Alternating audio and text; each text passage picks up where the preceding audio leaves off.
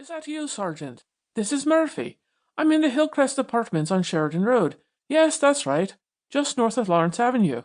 I think somebody's been murdered, and we'll have to break in. Send the wagon, will you?" "Don't know a damn thing yet," he added, evidently in reply to a question. "Hurry up the wagon." He replaced the receiver on its hook, then turned to Marsh as he stood up. "I think I'll hang around the door up there until the boys come. Much obliged for your help. You'd better go back to bed now." "Oh, no," objected Marsh. "I couldn't sleep with all this excitement going on. And then, Mr. Ames is a friend of mine. He would want me to look after things for him." Murphy looked Marsh over in evident speculation. The man was tall and broad-shouldered. His face was clean-shaven. The features were strong, with a regularity that many people would consider handsome. He was what one would call a big man, but this appearance of bigness arose more from a heavy frame and exceptional muscular development than fleshiness. Murphy took in these details quickly, and the pause was slight before he spoke. "Who's Ames?" he said. "The man who rents the apartment upstairs." Then, apparently taking the matter as settled, Marsh added, "I'll go along with you." Murphy grunted. Whether in assent or disapproval was hard to tell, but as he climbed the stairs again, Marsh was close beside him. Murphy placed his hand on the doorknob and shook the door as he violently turned the knob. The door was securely locked. Then he threw his 200 and some odd pounds against the door itself. The stout oak resisted his individual efforts. "No use," he muttered. "I'll have to wait till the boys come." The two men sat down on the top step to wait for the coming of the police. They chatted, speculating upon the possible causes of the disturbance. Marsh, however, seemed more interested in getting Murphy's ideas than in expressing opinions of his own. At length they heard the clang of the gong on the police patrol as it crossed Lawrence Avenue. They stood up expectantly. An instant later there was a clatter in the lower hall as the police entered. They mounted the stairs rapidly, two officers in uniform and another in civilian clothes. "Where's the trouble?" cried the latter as the party climbed the last flight. "In here as far as I know," returned Murphy, as he jerked a thumb over his shoulder toward the door of the apartment. "I can't get a rise out of anybody. We'll have to break in." Marsh stood aside while the four men took turns, 2 and 2, in throwing themselves against the door. It creaked and groaned, and from time to time there was a sharp crack as the strong oak began to give.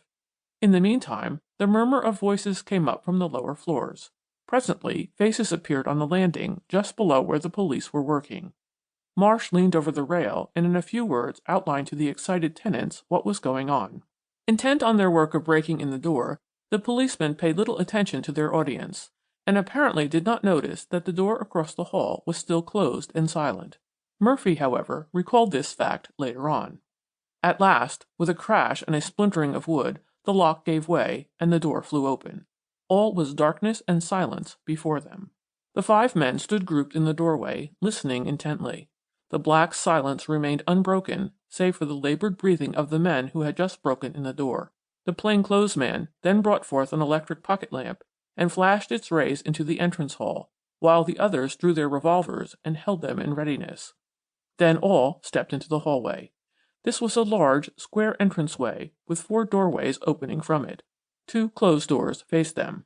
As they discovered later, these led to a bedroom and the bathroom. The others, one opening toward the front of the apartment and one toward the rear, were wide archways covered with heavy velvet portieres. The plainclothesman found the wall switch and turned on the electric light. Instructing one of his companions to watch the hall door, he led the others in a search of the apartment. Seeking for the electric light buttons as they moved about the apartment, the men soon flooded the rooms with light. Each man with revolver ready and intent on searching every corner, none of them gave much attention to the fact that Marsh was dogging every move, apparently as keenly on the lookout as any one of the party. Their inspection revealed nothing more than that the apartment was apparently in the same condition as its tenant had left it. The door to the outside stairway at the back was locked, and the key was missing. In addition to the regular lock, a stout bolt was in place. The catches on all the windows were properly locked, and all the shades remained drawn down close to the sills. It was an empty, locked apartment, with no outstanding evidence of having been used for a long time. The police, now joined by the man lately on watch at the door, stood nonplussed in the kitchen. The plainclothesman uttered an oath. Then he addressed his companions. "I've seen some mighty fishy situations, but this trims anything I ever ran up against. Ain't been just hearing things, have you, Murphy? A swig of this homemade hooch does upset a man dreadful sometimes."